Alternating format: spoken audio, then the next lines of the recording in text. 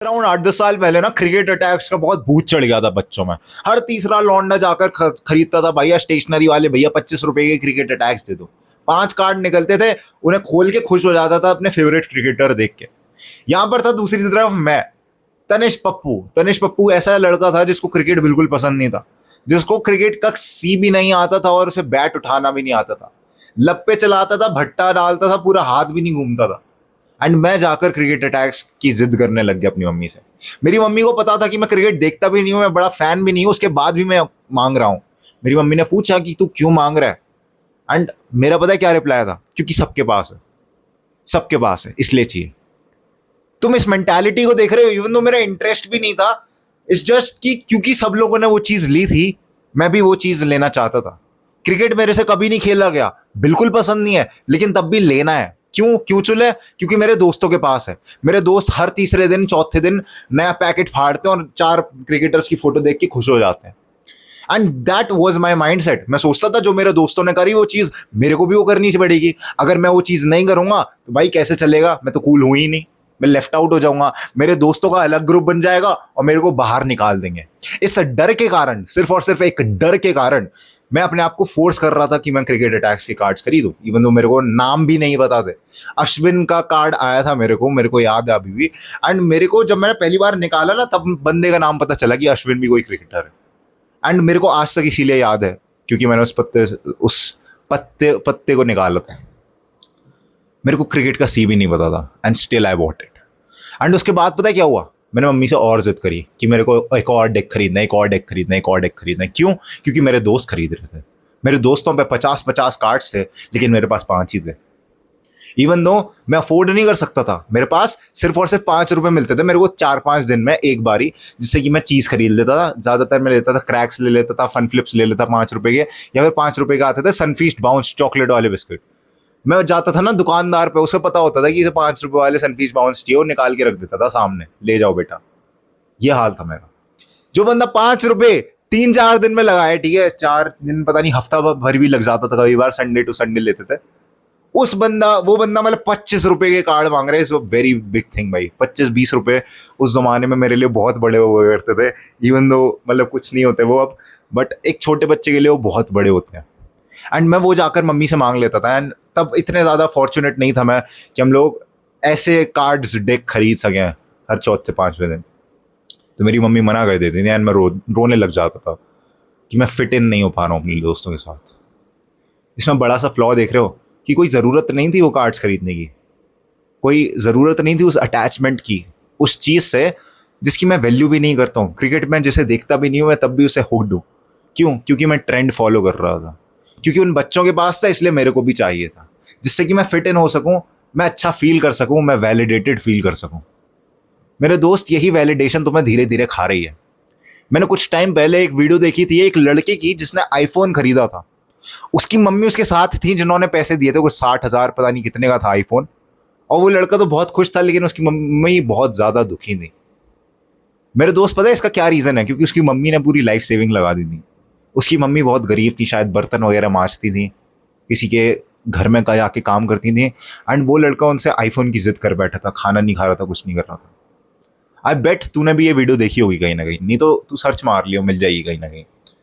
And this just shows the reality of this world, जहां पर हर कोई वैलिडेशन के लिए पीछे भाग रहा है। आईफोन को स्टेटस सिंबल बना दिया है, चलो वो तो कोई बात नहीं है, but this happens with almost every single thing. अभी रिसेंटली किंडर जॉय में हैरी पॉटर का वो निकलने लगा था चार्जिंग केबल में ना, तुम हैरी पॉटर लगा सकते हो। बंदे पागल हो गए थे भाई, और मैं भी लगाऊंगा हैरी पॉटर। मेरा दोस्त जिसने हैरी पॉटर का एच भी नहीं देखा आज तक, उसे यही नहीं पता भाई हरमाइनी कौन है, ग्रेंजर कौन है, क्या है, उसने खरीद लिया। कहता भाई बढ़िया लग रहा है, सबने खरीदा, मैं भी खरीदूंगा।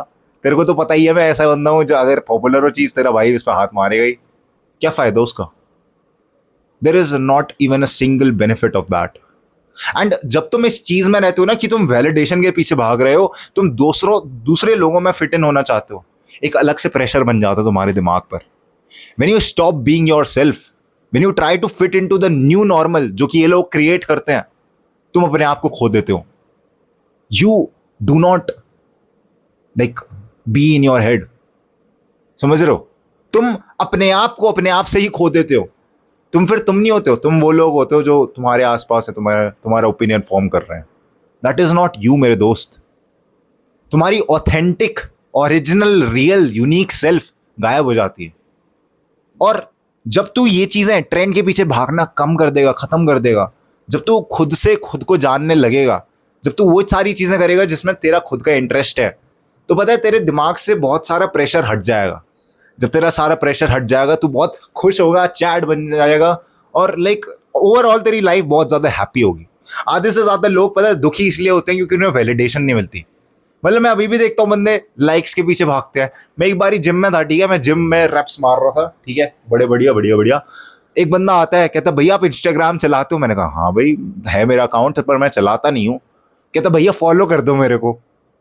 अब बताओ मैं क्या बोलूँ. मैंने कहा हाँ चल, मैंने उस लड़के की खुशी के लिए कर दिया. But this is the thing, बच्चे खुश होते हैं सिर्फ और सिर्फ एक नंबर को बढ़ते हुए देखते हुए. Is that the real thing that you want to?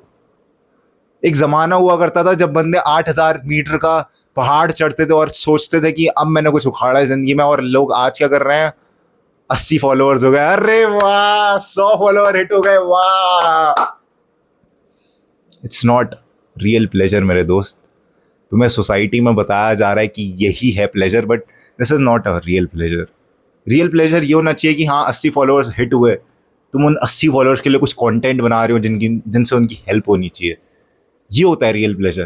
तुम दूसरों की खुशी में अपनी खुशी ढूंढ रहे हो, ये होता है रियल प्लेजर. नॉट दैट कि तुम व्लॉगर्स को देखने लग जाओ पूरे टाइम और बस सौरभ जोशी ने नई गाड़ी खरीदी, oh G wagon, I am so happy for him, पर खुद की जिंदगी में ऑल्टो भी नहीं है. ऐसा नहीं होना चाहिए. अपने आप पे फोकस करो मेरे दोस्त. दूसरों के पीछे भागना बंद करो. जब तुम फिट इन होना बंद कर दोगे ना, तब तुम वो चैट बनोगे जिसके पास लोग आते हैं. तुम खुद चाहते हो ना कि तुम वैसे व्यक्ति बनो जिसके पास लोग आए, जिसको कॉपी करें लोग. तो उसके लिए तुम्हें खुद पे काम करना पड़ेगा. तुम्हें दूसरों में आंसर ढूंढने से अच्छा खुद में आंसर ढूंढना पड़ेगा. And this is why you have to stop trying to fit in.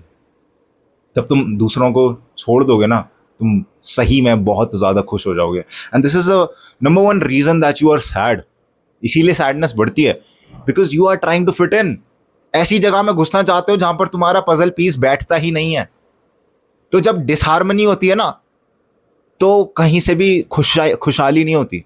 जब तुम देख रहे हो कि पजल पीस फिट ही नहीं हो रहा है, ऐसे तुम ये 4 उंगलियां हैं, इसमें मैं 2 उंगलियां फिट कर रहा हूँ, ये हो ही नहीं रही हैं ऐसे करके, क्या होगा फिर? दर्द होगा मेरे को. हाँ भाई दर्द हो रहा है यार, ये फिट नहीं हो रही, मैं दर्द हो रहा है मेरे को. पर अगर मेरा पजल पीस सही बैठता है तो मेरे को दर्द नहीं होगा और ये लॉक इन हो जाएगा. समझो मेरे भाव को, समझो भाई तुम, ठीक है. ये मत समझो कि कितने घटिया एग्जाम्पल देने लग गया है तनिष आजकल, बट तुम मेरे भाव समझो, ठीक है. ये मेरा माइक है भाई, अच्छा लग रहा है ना. तो आज की वीडियो में बस मैं तुम्हें इतना ही बताना चाह रहा था कि भाई क्राउड के पीछे मत भागना करो, शीप से दूर हो जाओ. वो चीज़ करो जो तुम्हें जेन्युइनली पसंद है. मत भागो किसी के पीछे कि उसने करा है, लड़की ये पसंद करती है, मैं भी यही चीज़ करूंगा. हाँ करण औजला सुनती है, मैं करण औजला के लिरिक्स रट जाऊंगा तो मेरे को पसंद करने लग जाएगी. तो मेरे दोस्त ऐसा नहीं होगा. They like you for your authentic self. तुम्हें क्रेजी होना पड़ेगा. मेरे को लोग पसंद सिर्फ इसलिए करते हैं क्योंकि मैं बहुत ज़्यादा क्रेजी हूँ लाइफ को लेकर. I am very extreme person. अगर मैं पढ़ाई कर रहा हूँ तो फिर मैं 200 घंटे देने को तैयार हूँ महीने में. अगर मैं जिम जा रहा हूँ तो मैं हर दिन 2 घंटे जिम में देने को तैयार हूँ. And this is what makes your person. तुम अपने चीज़ों को फिगर आउट करो, अपना पर्पस फिगर आउट करो. What you like, do that. मत भागो पीछे कि हाँ भाई ट्रेंड में क्या चल रहा है. This was it for the video. Grind set करते रहे, माइंड सेट तेरा बदल ही रहा हूँ भाई जान.